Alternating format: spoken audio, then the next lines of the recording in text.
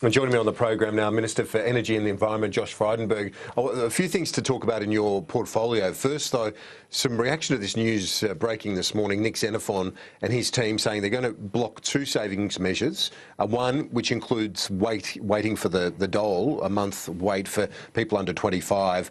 Combine the two measures, another one in relation to the pension. We're going to save upwards of $300 million across the forward estimates the next 4 years.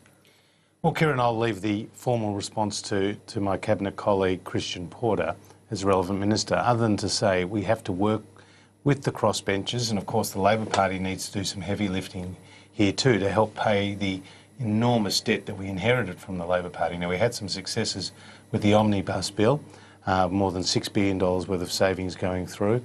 The credit rating agencies are watching us very closely, and we know that we have a major debt burden to deal with. So I would say to the crossbenchers and of course to the Labor Party, come to the table, negotiate in good faith, because we do need, for the sake of this country, to pay back the debt that the coalition inherited. Now, the Senate estimates yesterday found that one coal mine, the Adani coal mine, would outdo the emissions reductions from direct action, just one mine. Is it time that the government needs to rethink its approach to dealing with climate change? Well, Kieran, I don't know if you're asking me to shut down the Australian coal mining industry, but we won't, and we're unapologetic about that. There are tens of thousands of jobs out there that are and people and families whose livelihoods depend on the coal industry. But the government also signed the Paris Agreement. You've got to meet those targets. That's a second. Let me come to that, because that is a different issue. The issue about our coal industry is one where we are helping to alleviate energy poverty in many developing countries, including 300 million people in India who don't have access to electricity or very little access to electricity. Now, we signed on to very ambitious and important targets at Paris, 26 to 28%. Too ambitious? By 2030. Not too ambitious at all, but... How do you get there then? Well, we're on track. The advice to me is that we will beat our 2020 target by 78 million tonnes. Now, the 2030 target, we have a range of measures in place, including the Emissions Reduction Fund, which has been cutting emissions at the cost of $12.10 per tonne of abatement, which is a fraction of what it was under Labor's. But there's a view within the industry that you're going to have to move towards something like an intensity-based emissions trading scheme for the power sector. And that can be done from direct action. Are you looking at that? Look, there's a whole range of proposals. You're open to it? But no, I'm just saying we're having a review in 2017, but we're on track to meet our 2020 targets.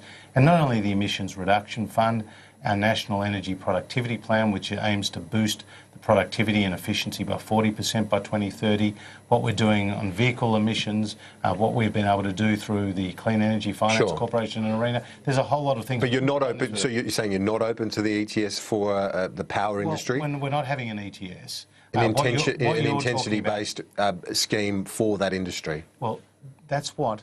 You'll call it something else, but that's what it is. The Climate Change Authority put forward. All of those reports will be inputs into our 2017 review. I'm not preempting what the outcomes of that review is, but because you've raised the important issue of emission and reduction, I'll raise another important issue, which is renewable energy targets. Yeah, sure. Now, we have a 23.5% target by 2020. We're currently at about 15%, so it's going to be quite a stretch to get there. Bill Shorten and the Labor Party have a 50% target by 2030, which they have no idea how they're going to get there. They tell us the details will be revealed in October of next year. Now, we know from Bloomberg Energy Finance it will cost at least $48 billion. That's equivalent to 10,000 new wind turbines that will have to be built around the country. I don't know where Bill Shorten's going to build them, maybe in Maribyrnong, but I don't know. He hasn't told us.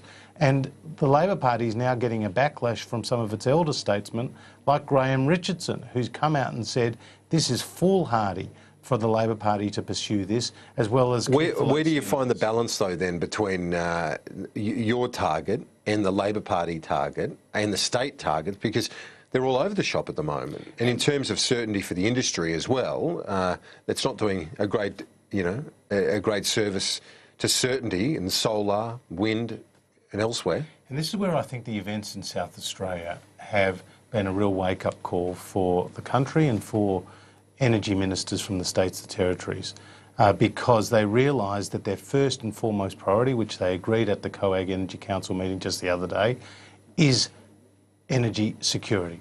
We've got to keep the lights on.